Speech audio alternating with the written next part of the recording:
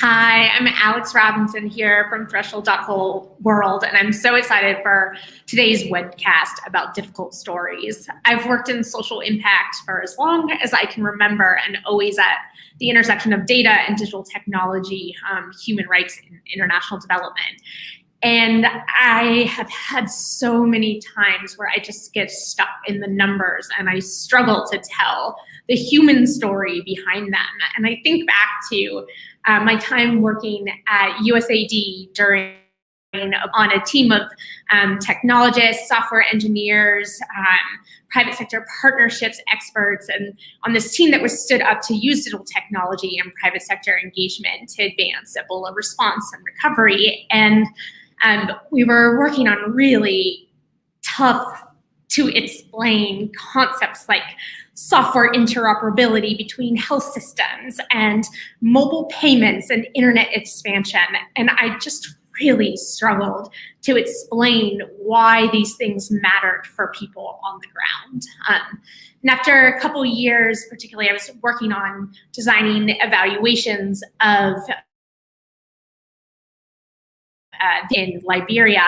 And I could tell you great metrics, and I could count the number or the kilometers of metro fiber or the number of agencies that adopted digital strategies, but we still just really struggled to tell why this mattered for people. And about a year after I left and I moved on to a different role, we got a notice of real human stories that we could have never predicted. And in particular, people being reunited with family members that they didn't know were alive in Liberia after the Civil War, and crediting that to being able to have internet access for the first time in a reliable way in Monrovia, to be able to find relatives across the world and reach out to them and form those connections and rebuild families. And I just think about how far the metrics that we had thought about capturing impact fell from the real impact for people, and how those metrics often fall short because we didn't talk to communities about what internet access might mean to them and how people would use the internet in ways we didn't predict. So today I'm just so excited to sit down with 4 incredible women and storytellers, because we think so much about storytelling at Threshold.world, particularly as we try and design products like Be.world for people like me that care deeply about social impact but don't always know how to tell the story. So today I have 4 storytellers here: Gabriella Schuster, Corporate VP at Microsoft; Priyanka Nande, Chief Technology and Information Officer at the Special Olympics International; Mei-Ling McNamara from The Guardian and a professor of journalism at Auburn University; and Megan Techney, Executive Director of the Children's Cabinet at the New York City Government Health and Human Services. So Dan is going to kick us off, and we're just so excited for you to join us for what we hope is a candid conversation about the difficult social impact stories that we've told. Alex, thank you for opening with a story about your life and your experience and the life and experience of the people that you've been able to shape and support and enable. And thank you for the idea for this webcast in the first place. This came from your heart. And I want to make sure that all of us get a chance to honor that. There's nothing more important than the gift of people's time. And so to Gabriella, Priyanka, Megan, and Mei-Ling, thank you for being able to share this time with us today. As Alex said, we've been spending a lot of time thinking about storytelling, and we've been thinking about that in the context of this world, this digital world we live in, and how challenging it is to get into the hearts, minds, and souls of other individuals.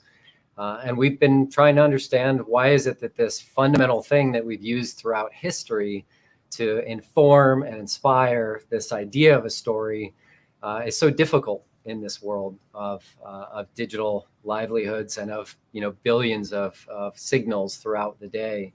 And the thing we settled on the most is this concept that you see in the title of what is an authentic story? And how do we get through with difficult stories?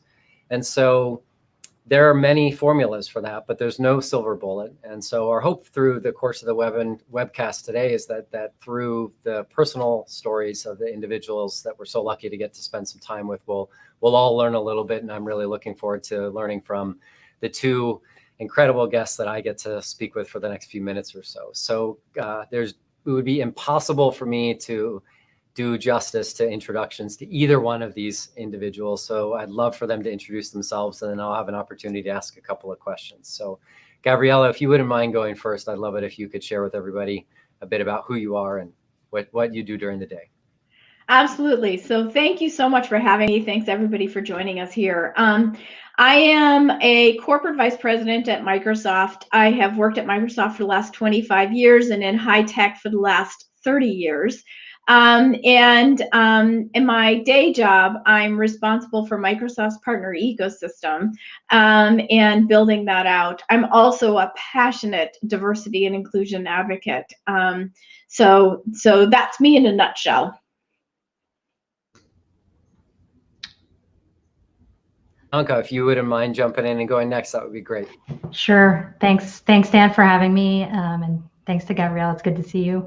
I'm Priyanka Nandi. I'm the Chief Information and Technology Officer at Special Olympics International, based in the DC area. I joined the organization at the end of last year, but prior to that, I've spent the last 12 to 15 years really working at the intersection of digital and data within the international development space, both at the World Bank and the World Food Program. A lot of my days are spent helping the organization think about digital transformation and data initiatives that we've embedded into our strategic plan. It's a very big priority of our CEO, Mary Davis, and it's been spending a lot of my time getting to know the different parts of our business, how we want to see ourselves transform and connect our movement in a more digital way. Well, thank you both for the time that we've had to get to know each of you a little bit, and I really hope that it's just the start of a longer relationship. And as we've talked about in our prep, I hope that you two will set a great example for all those in the audience about getting to know each other as well as time goes on. Please don't be strangers in reaching out. But Gabriella, as you know, when I reached out to you in the beginning, I have been in that Microsoft partner ecosystem for a little while and was really inspired by your voice in the community on a number of different topics. But one of the things that you said and are a huge advocate for, as you mentioned, was something you said in your TED Talk. And I'm going to get this exactly right by reading it because I don't have that great of a memory. So you said, for the sake of your daughters, your mothers, your wives, your sisters, the time to act is now. And you also said that we need each and every one of you to make a commitment to help women be seen, to help a woman be heard, and to make the invisible visible. And I thought that was just such an important message, in the world we're living in today. And so you're calling us to commit to become agents of change. And I'd love, if you're willing, for you to share how your life and your career have led you to be at this point sharing this story at this time. Thank you, Dan. Well, so I have, as I mentioned, I've been in the high-tech industry for the last 30 years. And when I first started in 1991, 36% of the workforce was women. And the shame of it is that in 2019, that number had fallen to 27% of the high-tech workforce is women. And so, I have felt compelled over the last couple of years as I look at all of the different forces that are kind of against women in digital engagement in the high-tech industry, to really reach out and try and change the trajectory. And my TED Talk is my hope is that I can spur a movement of allyship amongst all of my male counterparts. It is tragic to be the only woman in the room. That's what I found over the last 30 years. It is hard, and it is unnecessarily hard, and it decreases our ability to really drive for innovation and create the kinds of products and services that will really service our customers. And I don't want my daughter, who's now 22, to be experiencing the same thing. I really thought that by staying in the industry and kind of leading through this stuff and just working through it all these years, that I could be part of just helping her have a better experience. And it's just been so disappointing to me to realize that we are going backwards as opposed to forwards in terms of female representation in the industry as a whole, in leadership for sure, and in kind of the female founders who are getting access to a lot of the venture capital funding. And so that's been the impetus for my engagement and my passion on this topic. as I mentioned in my TED Talk, I think one of the challenges for women that we face when we're the only female voice in a room is that we are not taken seriously, that we are not heard. Oftentimes, we can feel invisible in that space, and I don't want other women to feel that same way. I'm so grateful for everything you just said and for the message that you have out there. I know that my co-founder, who also happens to be my wife, Lena, and our daughter, who's 15, Sophia, are, we are all in support of this, and you have an ally in me personally and in all the thresholders, Gabriella. So thank you for that. And Priyanka, what are the factors in your humanity and of you as a human being, that lead to your ability to share the impact of your work, especially at such an organization at scale like Special Olympics International? Yeah, thanks, Dan. A lot of what Gabriella said actually really resonated with me, especially since I'm also very heavily in the tech sector, but also being a woman of color. I was thinking about this question and the fact that I'm a first-generation American. I was born in India, in Calcutta, and my parents brought me and my brother to the United States when we were very, very young. So we really spent our early formative years understanding all the social, political, cultural factors that go into integrating into a new country and being able to build a life here better than the life we might have had we stayed in India. And that experience and witnessing how hard they had to work to get us where we are today really shaped everything that I do today. That's why I work in international development. It's why I work for mission-oriented organizations like the Special Olympics that focus on really difficult challenges. And especially at Special Olympics, we're focused on helping those with intellectual and developmental disabilities also be seen, ensure they have access to healthcare, ensure they have access to vaccines now, ensure their health outcomes are going to improve. And really, the fact that I get to do that through digital technology and looking at data in new ways is incredible. So I'm very excited to be able to do this with the background that I have. Yeah, I'm excited to see where you take all of it, Priyanka. It's just a pleasure to see the way that you and the team are leveraging data. And I love your T-shirt that says "Data and Women." That's fantastic. And Gabriella, you said something also in some of our discussions that really resonated with me is because there are so many signals out there, whether they're technology signals or voice signals or any other signal. How do you recommend we help our audiences understand why we're telling them stories in the first place, and how do we get them to focus on what it is that we're hopeful that they'll do, whether it's being an ally or otherwise? Yeah, I mean, I think it's probably one of the most challenging things is that people are bombarded with stories and information all of the time, and so how do you break through?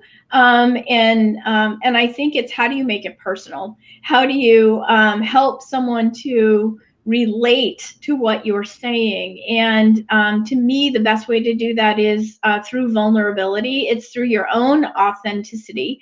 And having it speak from your heart, and then your own vulnerability. Like if you're telling your own story, you're clearly being vulnerable, telling your own truth. When you're telling someone else's story, to talk about how that made you feel, how that struck you, and then what can somebody do about it? Like, why are you telling them it?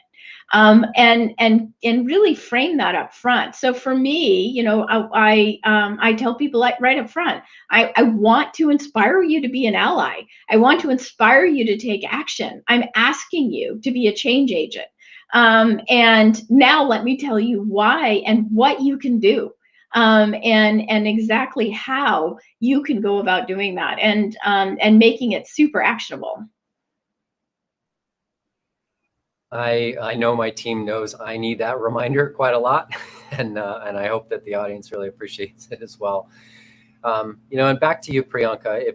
if we accept that we can never really live another person's story, how can we be authentic storytellers in that context? And then also, how can we leverage, data to share those stories at scale?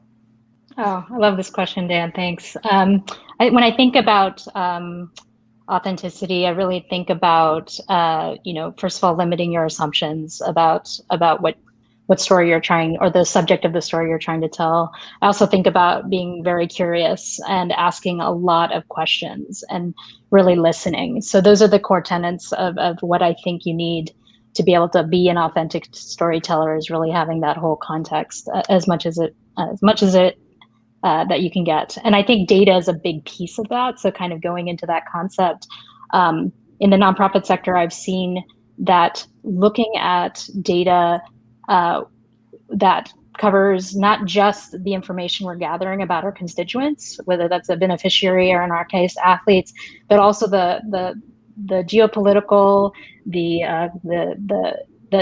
ground truth, what's happening on the ground. These are the things that we have to be aware of and cognizant when we're building out our data models. I've had a lot of fun doing this at scale, bringing in millions and millions of rows of data, whether that's open data or data that's coming from our institutional systems, to help build that constituency profile, help be able to answer those questions about, in our case, athlete health outcomes, for example. How is our programming really impacting and saving a life or extending a life?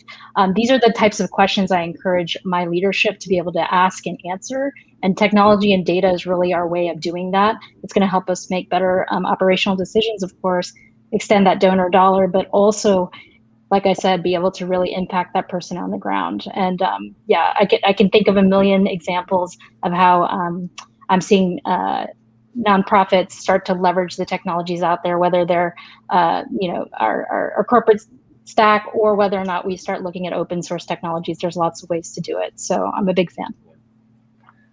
You said one of my favorite words, which is ground truth. Like I think I'm going to be on a search for the rest of my life for ground truth. So thank you. That made my day.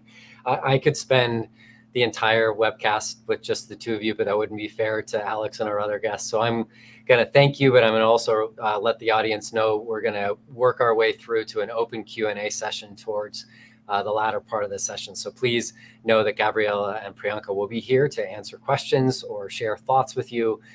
We're not going to lose them, but we are going to move to the next section. And I'm really excited to introduce a quick video of where you're going to hear Nikki Bell sharing a bit of her story. So here we go. Roll the clip. At about 14, 15 years old, I started sniffing cocaine and drinking and smoking pot. And for my friends, it was like experimenting. For me, it was escaping. Just trying to escape all of the stuff that was happening at home. My first boyfriend, he was 24 years old and I was 14 years old. He's having me have threesomes with different men. And I'm thinking he's gonna love me if I do this. But that romantic relationship ended up turning into a really exploitive relationship. And it started as like, can you sleep with his friends, do him a favor? I ended up working the streets in Maine, south of Worcester. Nikki spent a decade in prostitution and addiction, often under the control of different pimps. I can just remember feeling really dehumanized, like people looking at me like I was some kind of animal. The soulless feeling of just wanting to die and waiting for your body to catch up kind of thing. One of my biggest fears when I was out there was that I was going to die behind a dumpster somewhere and a piece of trash, and nobody was going to even know who I was or even care.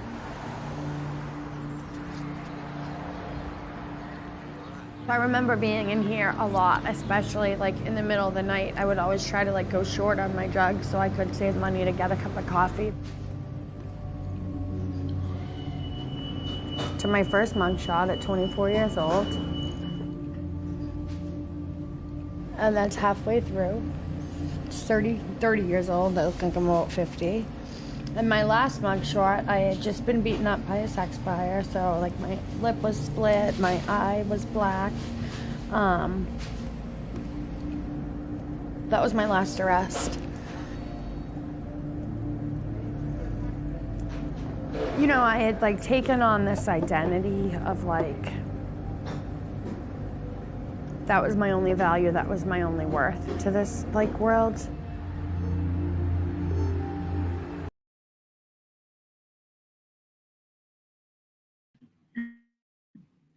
Well, you've seen a little snippet of the work Mei Ling does, and just so incredible. And I first met Mei Ling when I was a wee grad student in Edinburgh, and we were finishing your PhD, and we worked together on some stories and investigations around human trafficking of Vietnamese children and into the marijuana farms in the UK.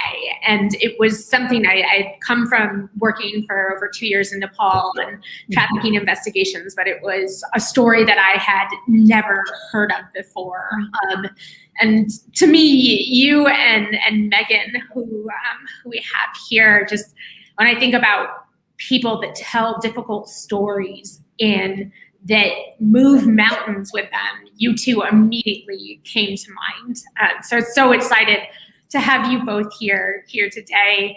And Megan, who I worked with at Humanity United and is just such an activist and force of nature here. But Mei Ling, you know, as long as I've known you, you've been telling these stories that people don't know about or do know about but don't want to face.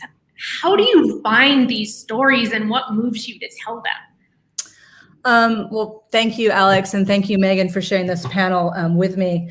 I think something that you know, Gabriella was talking about too early on about curiosity, but also something that has always kind of been with me in my life, which is really, you know, trying to rectify wrongs or trying to make people, as also the other panel was mentioning, making issues and people visible that ordinarily are invisible. You know, these stories are not easily told. And I think in a way, I'm incredibly lucky to have worked with incredible media organizations like The Guardian to give me the time to tell these stories.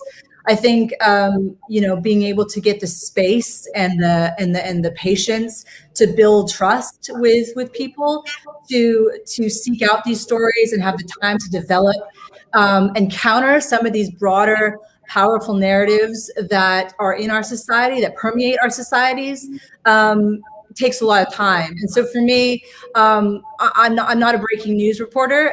I've done that in the past. But for me, being able to tell these stories around, you know, social justice, human rights, environmental issues, it has been critical. Amazing. And you both have told stories that challenge conventional narratives and assumptions about victims, about villains, and at times in ways that are really challenging for audiences or even people that are working on the issues and care deeply about them. Megan, I know this has been something that as a convener and coalition builder is a challenge you've had to overcome. Can you tell us a little bit about that? Yeah, thanks, Alex. In my case, I've worked on most of these issues from the lens of either being in the government or being the policymaker or funding new policies. And the truth is, when we work on particular issues, in this case, Mei Ling and I, labor and sexual exploitation, there are lots of inconvenient truths that people have to accept when they tell stories of labor and sexual exploitation. But I think this is also true for many other stories, you know, that I think the people who are here today know. So, you know, when you actually center on what the real issue is, the solutions you have may not be what you expect. And how people identify themselves, for example, who's a victim, not a victim, some people may not identify that way, and who's the perpetrator may be harder conversations than you realize that you need to have with your audience. So for example, a lot of times when we talk about these issues and others, we want there to be one bad player. And that's not really true in the stories of exploitation. There's often many systems at work that you need to talk about all at once. And that's not what most people want to hear. But you have a responsibility to tell it, because if you don't, none of the solutions you come up with or you propose to your audience are going to work. It's just going to continue to be sort of this promulgation of propaganda. Yeah, and Maylene, you've talked about being able to do really deep reporting in series and spend a long time on these really complex stories. And I think sometimes we assume that people aren't ready for complexity, but have you found that that assumption is false, or that there is an appetite for complexity? Sure. No, I mean, I think people are absolutely ready for complexity. You know, I mean, you know, if they spend the time, I think in different, and, you know, with NGOs and with, you know, with the media as well, you have different formats, right? So, you know, you might work on, you know, in terms of visually, and that might tell a story in a different level, a different emotional type of level. In terms of a long form print investigation, you might go into more details. But one thing I also want to mention that Megan said, and I think it's really important, is, you know, when we think about looking at bigger narratives and structural issues that we're trying to discuss here, you know, my stories aren't kind of one-offs where you're thinking this person or this one thing did this particularly difficult thing to this group of people. We're talking about systemic issues, right? And so, you know, my stories or anyone's stories may not take down or solve a problem, but it can be one step in a bigger wave that can change things. And so I think, you know, it all matters, right? And so, you know, you might have big ambitions for your stories, whatever form they take, but if you can kind of like, you know, go with the idea that this is maybe you know, ammunition to for the greater good, that it will start changing after a certain amount of stories, you know, then they could work. Do either of you remember a moment where a story that you told or a narrative that you were trying to bridge clicked, and you saw a signal that people got it and that there was some kind of spark of change? Yeah, I think one thing for me is I have worked a lot on the issue of forced labor and labor exploitation, which is a topic that people tend to cover and talk about much less because it's integrated in our lives in ways we don't want to see. Means that we'd have to change our behaviors. And one of the things that for one of the first times in trying to translate was work I was doing down in the South and talking about labor exploitation today. And at the time, a very powerful political leader was with me and having this conversation. And finally, this person said to the audience there, this is not about what's happening today, if you don't understand it. It's what's happened throughout history. And looking back, in this case, was about the history of slavery and exploitation, that it's all the same thing. And sometimes, in order for people to understand what's happening now, whatever issue it is, you have to remind them of what happened before. And in this case, it was the first time that I think the audience made the connection with what I was trying to show was happening in society today. And we talked a little bit when we caught up about the idea of storytellers being gatekeepers and the responsibility that brings in stewarding stories, but also the need for more diverse gatekeepers and decision makers in terms of whose story gets told. And I think back to Gabriella and Priyanka talking about diversity, equity, and inclusion, and how important it is to have more diverse voices in the room. Do you have any examples of how either the lack of diverse gatekeepers or the presence of diverse gatekeepers is shaping the stories that do get told? I'll just say something brief. I'm sure Megan has a lot to say on this too. I just want to give you an interesting story about my experience. I mean, we could talk about gatekeepers in the media until our faces turn blue, but and I could definitely put that over there and park it for a minute. But actually, I had a really interesting experience doing the trap. The clip people saw, one of the things that, I worked really hard on was, finding women that had this experience. It was really, really hard, right? Because obviously we know it's trauma informed. There's a lot of shame. There's a lot of stigma. And also there's not a lot of recognition that that's trafficking, right? So, there's a lot of different issues at play. But one of the things that I, started to happen is we tapped into a lot of different networks around the country and a lot of women survivor networks and things like this. But one of the things that we started to find as we, use these connections, that when we laid it all out in our interviews, that a lot of the women, all the women were white. And we suddenly looked at this and we went, wait, hold on a second. This is not representative, right? We know this is not representative. We know by the facts and the data that it actually affects more women of color, right? This type of trafficking. Why don't we have those women?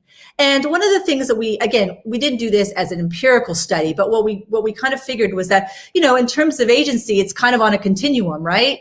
And that yes, a lot of these women like Nikki and others don't have a lot of agency, but they had more agency than a lot of these other women, right? So we really had to go, look, stop the story. We're not going any further.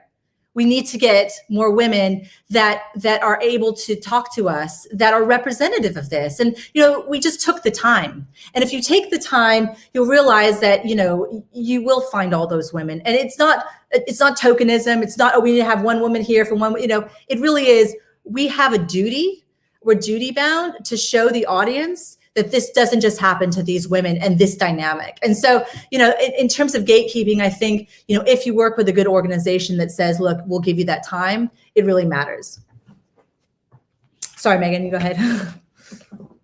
No, that was perfect, Mei Ling. I mean, I think maybe to add to that, the importance, which obviously, Mei Ling, you have done, of letting someone just tell their own story. So I think in our work, we are very tempted to sort of write it or speak on behalf of someone all the time. So if you're in your work setting and you're realizing an executive or someone else is about to tell the story, I think it's important to stop and say, if you're talking about the issue, the only person or one of the exclusive people should be telling it is the person who experienced it. I think the other reason why that's important is the words we pick to use are really critical. And this is true in a lot of labor and sexual exploitation work. Even Mei Ling just brought up the term trafficking. It's a tough word. Some people may identify with it. Some people may not identify with it. An example I use is, if you're going to talk about exploitation, why don't you bring the labor union in? Why don't you let them speak on behalf? Why don't you talk about, oftentimes we think people are faced with a bunch of bad choices. Let them tell you about it, as opposed to you choosing what label you want to put on sort of what they've experienced. That's such a great point. And I, as someone that's also worked with survivors of exploitation, I think, Mei Ling, as you mentioned, coming with a trauma-informed lens and knowing that practice is so important in working with people that have survived the stories that we choose to tell. But can you talk specifically, or either of you, to ways that you have worked with the subjects of your story to shape the final story and to allow them to have a voice in what the ultimate story is that's told? Well, I think, just sorry if I could just say something here. I think, knowing that every subject you're going to be talking with is going to be different, right? Their background, all their life experiences are going to be completely different than the next person you speak to, right? And that you are dropping in a moment in their lives, in a much bigger life story that they've experienced. So being very aware of that, right? And being very aware of not exploiting that, right? Exploiting that again and again. So, I think, one of the things that I realized when I did a big story on 4 Bangladeshi men trafficked into the hotel industry in Scotland, compared to, say, women who have been trafficked out of, U.S. prison and jails in America, is that South Asian men have a completely different idea about what their experience is and how they've experienced something like trafficking, and what that means for them in terms of family and shame and stigma and talking about these things. And and it's not South Asian men, it's every man, but, these cultural identifiers are really important. So I had to educate myself about that, and how I spoke with them, and how informed consent isn't, I'm doing a story on you, it might happen, but let's talk throughout the whole time about how this story is shaping. And in the end, I'm going to ask you again, are you comfortable with this story? So really, it is a constant dialogue, and it doesn't start at the beginning where you sign a paper and you've released all, responsibility for whatever I can do to your story. I think that's really important. I think the other thing is, in my case, I often hear or tell stories because there needs to be a resolution, solution, or new policy for it. And so if I am hearing a story or telling a story, whether it's in a government role or in some other sort of nonprofit or philanthropic role, I'm only hearing, I should be very clear with the person I'm working with why I'm hearing or telling that story. And I am duty bound to them to then produce a result to respond to them. So you should not just be telling stories extraneously without any sort of aim. And sort of what I view why I work with people, I see them as an ally with me in whatever fight we are having, whether that be, in my case, immigration reform or labor rights reform or reforms to sex work, the criminal justice system, a history of racism. And they are a partner in finding the solutions that they and their community need. And so I think any moment you begin to tell a story, try to be very clear why you're doing that. And I think you have a responsibility to then do something about it. And lastly, both of you have worked in these really difficult subjects for so long. And when I look at you, Megan, I feel like being an activist is so much of your identity, and Mei Ling, like uncovering injustice is such an integral part of who you are. And working in these really difficult subject matters and having just continuing to have endurance in it, it wears on you as a storyteller and as an advocate. And how have you all maintained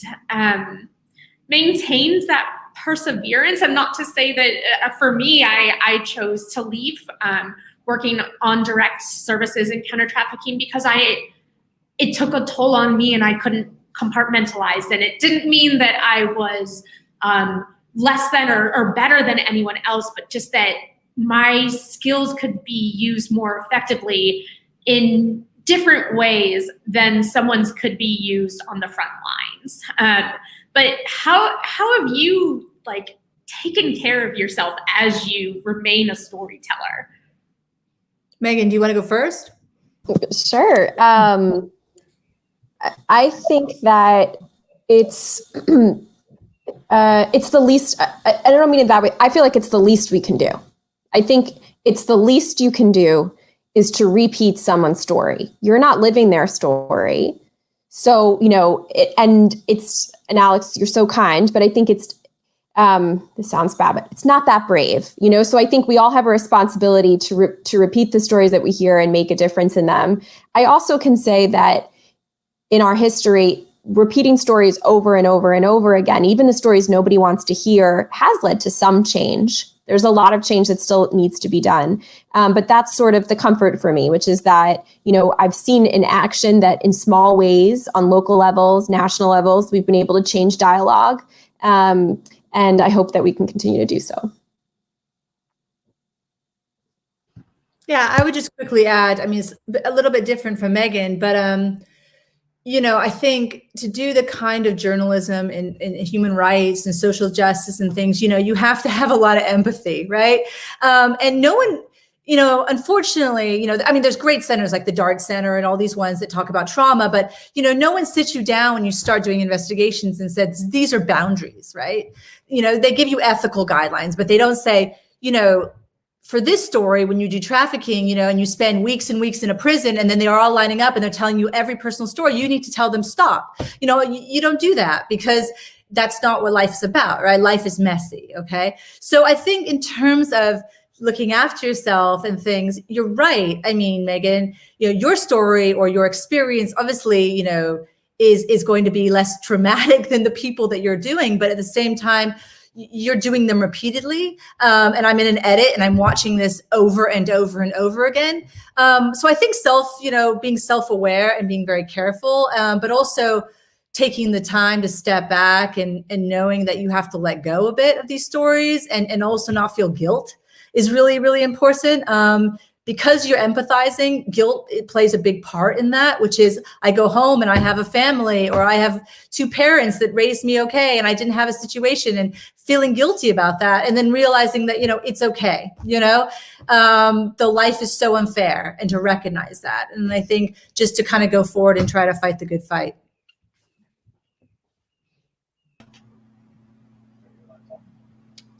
I have to say, it's really difficult to be a co-host when I'm sitting here taking 2.5 pages of notes from everything I'm learning in the process with all of you today. So I'm thankful for that. And we are going to open it up to Q&A and or to any questions that you might want to ask of each other, or reactions to anything that you've heard from each other here in the course of the last 46 minutes or so.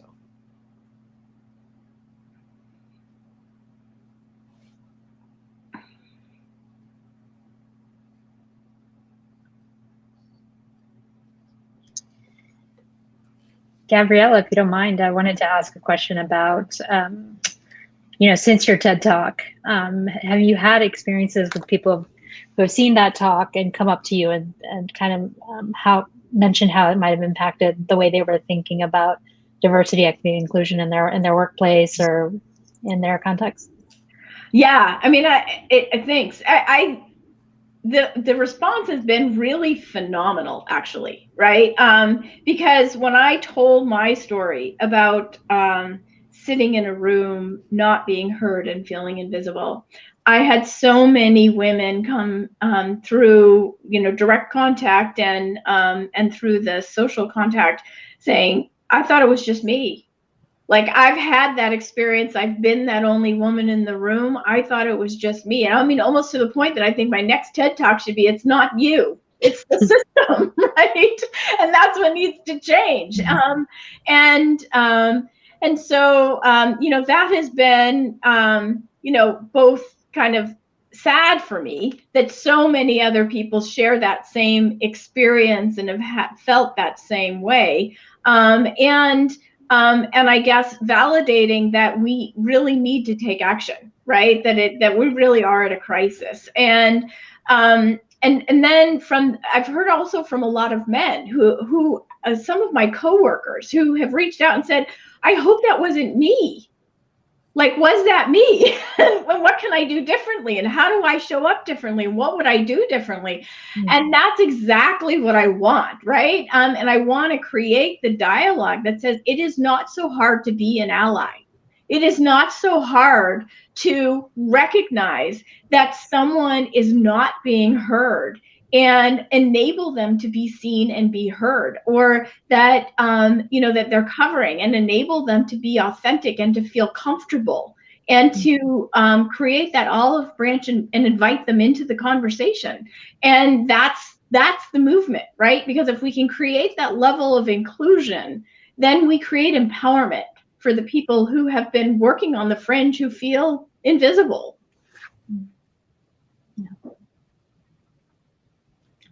Thanks, Gabriella. We have a question for the audience. I love this question. How do you balance bringing enough personal, gritty details to make your case while also honoring the privacy, dignity, and humanity of your subject? Megan, do you want to kick off for this one? Yeah. I'm going to say first two things. One, I think it stresses the importance of having someone tell their own story, right? So I think when you work on topics that are sensitive, which many of us do, that would be the first ideal. But let's say you can't have the person tell their own story, or let's say, which is the case for many of these problems, it affects millions of people. There's not one person, each person's different. I personally, especially if we're working on issues of labor and sexual exploitation, I like to focus on the gritty, dirty part of the system that's exploiting the person, and not what the person experienced. So what you don't want to do is fall into a trap, which happens a lot, of shock value, because people want to hear that and they don't want to hear the solutions that are not convenient to them, which is what we talked about earlier.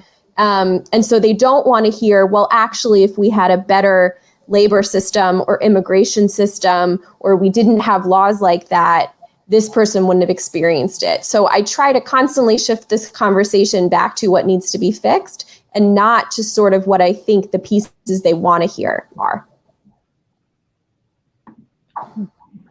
Thanks so much, Megan. Does anyone else have any perspective, anything to add? I just want to add a sort of something I thought, kind of a point Megan made as well is, I mean, one of the things, I agree definitely with you, Megan, on one of those points, but I also kind of want to say too that there's 2 points I want to make. One is that we should be looking at solutions. Absolutely. I mean, in terms of, we don't say, oh, you have to do this X, Y, and Z, but really be looking at the broader picture here, right? Now, we're not here to sensationalize people's experience or objectify the women or, for example, in what I was doing. And one of the things that I always discussed ethically with my editor and with my fellow reporter, Annie, who I worked on this with, was, okay, are we going to show faces, right? Are we going to show faces? And one of the things that I've worked on, one of the things is, where are people at? And do they have a support system if they want to speak on camera, right? Because if you're incarcerated, you don't plan on being incarcerated the rest of your life. You don't want to be on the internet forever, right? You don't want that stigma, right? And for Nikki, she was formerly incarcerated. She was the head of an organization. She wanted to be seen. She wanted to share her story, and she wanted other people to know what she was doing and what she was working on. She taught in the prisons as well. But for the other women, they're in an incredibly vulnerable positions, many of them not even knowing they're being trafficked at this point, right? But showing us these things while in prison. We made that decision, not to show those women's faces. And they'd say to us, oh, go ahead, show my face. I don't care, use my name. And that you have to stop there for a minute and say, what is the benefit of doing that, really? Who is it benefiting if we do this? But telling some of those stories is important for people to see. I think they're really important, like the clip that we showed, but because this clip is part of a bigger story, not here's a clip, sensationalize, Nikki and her experience. So I do think if you show it within a broader context, you can be justified in doing this, but you have to be very careful in doing so. I think that's such a good point. One question that I have for you all is just in working as storytellers, and whether you're working with children or people with disabilities or people that are in really vulnerable spots. There are times when we are caught between the tension of giving someone the autonomy to tell their story, but also feeling an ethical call to look at that longer game, or to recognize power imbalances that may lead someone to say, yes, I want my picture taken. Yes, I want my story taken, or my story down. How do you navigate that? And recognizing consent or informed consent is so complex, so ridden with power dynamics. And it's not just a signature, it's a process, it's a dialogue, and a context. So Priyanka, I know you've worked in international development for many years. Do any stories come to mind, or any insights you'd like to share on that? Yeah, absolutely. And the way I'm going to talk about it is through data again, like my broken record. But that's primarily because when we think about data for good, that's really with the concept of really understanding the reasons why we're collecting the data we do on our constituencies, at least at scale. Who's going to have access to that? Have we protected it? Have we governed it appropriately? Are we thinking about GDPR and all the rules around that? That's really important when we start building out these giant data sets. But more importantly, how are we going to use that data? And I always talk to my colleagues about data maximization and data minimization, and really making sure we're asking for the right level of data to take that action or to prove that outcome, versus thinking, let's collect the world and try to find insights in that. I think that's probably a tactic we see a lot in the private sector, but that's not what we're trying to do here in the public sector, really trying to push an agenda that helps somebody on the ground. So the information, what we gather around that needs to be done responsibly. And when we enter into partnerships with other networks, we need to be looking for like-minded actors in that way. Absolutely. Absolutely. We have another question from the audience for everyone. Are there ever questions you don't ask because you worry about the effect on the person?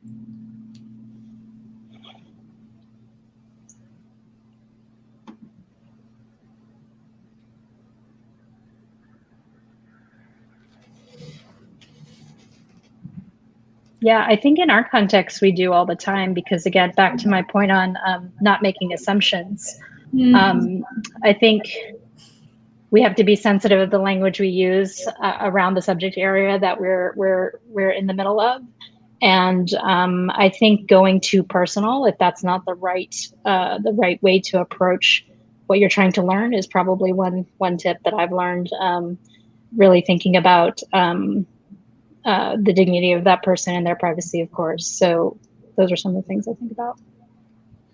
I think a lot of it's about, building trust with people, and, being incredibly self-aware and aware of your situation that you're in with this person, and not taking liberties just because they're sharing their story with you.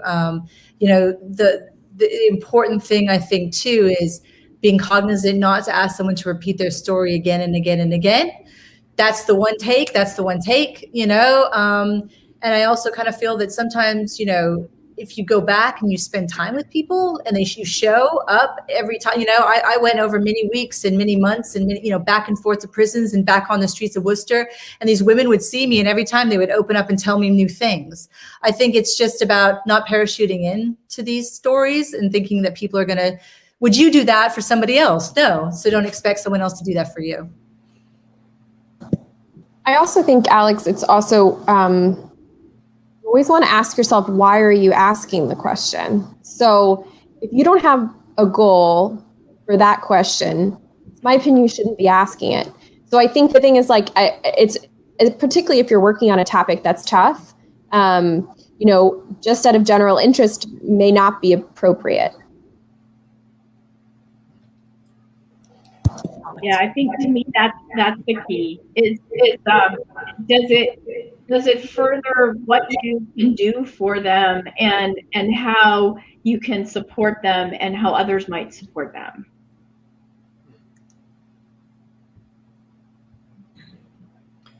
I think one other thing I've learned, particularly when doing investigations, was being careful and aware of the biases we bring and how that comes through the questions we ask. And this affects me as an evaluator and a practitioner too. But one thing I really worked on when I was training investigators working with victims was learning to catch these moments where it was our biases asking. It's usually about people's motivations for things. Well, why would you leave home? And the questions that we ask, you can't take those words back. You can correct yourself and re-explain, but once you have put someone on the defensive, particularly when they're coming from situations where they already carry shame, it can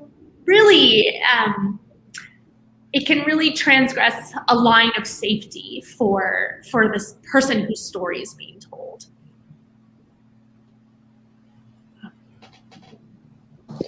I also think, Alex, I don't know what others think, but we have to, many of our systems that are in place to help, whether it be discrimination in the workplace or exploitation or disability, are outdated. So our government, the questions the government asks you, questions a lawyer asks you, any of those things are highly outdated. So we should never rely what we ask based on maybe what structures around us have already asked. So I often find myself in a different way apologizing for the questions I have to ask when I've had to work on cases and said, I'm really sorry, but I'm going to have to ask you this question because I'm required to.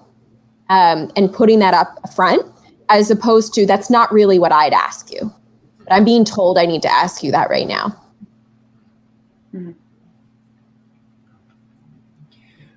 Well, I know we're just at the top of the hour, at least in this point in time and in this place in the world and the universe. And I just want to thank each and every one of you for your time, for your presence, for what you do every day in your personal lives, your professional lives, and wherever else you walk this planet. I'm grateful for the education that I received today. I hope that everybody who's here with us live and those that might watch this afterwards will take something away that stays with them for the rest of the time that they're walking this earth.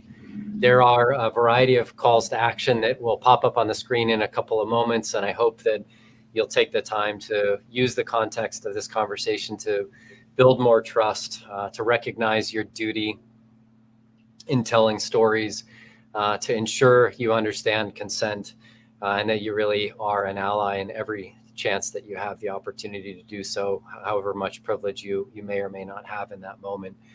Gabriella, Priyanka, Megan, Mei Ling, and my co-host and good friend Alex, and on behalf of all of the Thresholders, and a very, very special thanks to Nikki for sharing her story as part of the trap. We wish you well. Please stay safe, take care of one of each other, and we hope to see you again soon on the next Beat Out World webcast. Thank you. You. Thank you.